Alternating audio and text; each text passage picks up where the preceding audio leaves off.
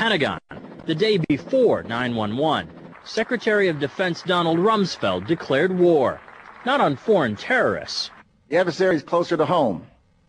It's the Pentagon bureaucracy. He said money wasted by the military poses a serious threat. In fact, it could be said that it's a matter of life and death. Rumsfeld promised change, but the next day, the world changed. And in the rush to fund the war on terrorism, the war on waste seems to have been forgotten. My 03 budget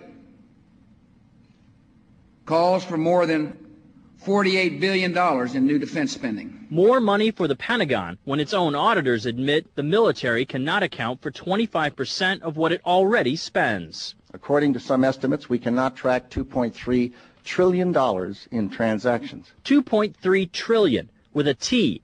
That's $8,000 for every man, woman, and child in America. To understand how the Pentagon can lose track of trillions, consider the case of one military accountant who tried to find out what happened to a mere $300 million. We know it's gone, but we don't know what they spent it on.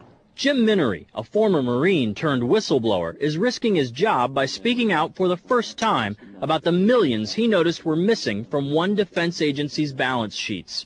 Minery tried to follow the money trail, even crisscrossing the country looking for records. The director looked at me and he says, "Why do you care about this stuff?" It took me aback, you know.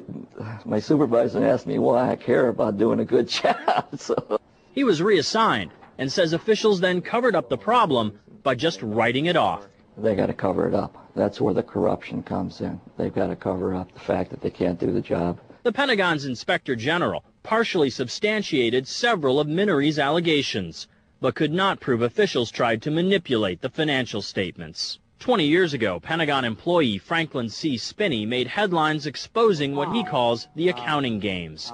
He's still there, and although he does not speak for the Pentagon, he believes the problem has gotten worse. Those numbers are pie in the sky. The books are cooked routinely year after year after year. Retired Vice Admiral Jack Shanahan commanded the Navy's Second Fleet the first time Donald Rumsfeld served as Defense Secretary. With good financial oversight, we could find $48 billion in loose change in that building without having to hit the taxpayers. In the 2.5 minutes since this report began, the Pentagon has spent nearly $2 million, and it may never know where 25% of those tax dollars went. In Los Angeles, I'm Vince Gonzalez for Eye on America.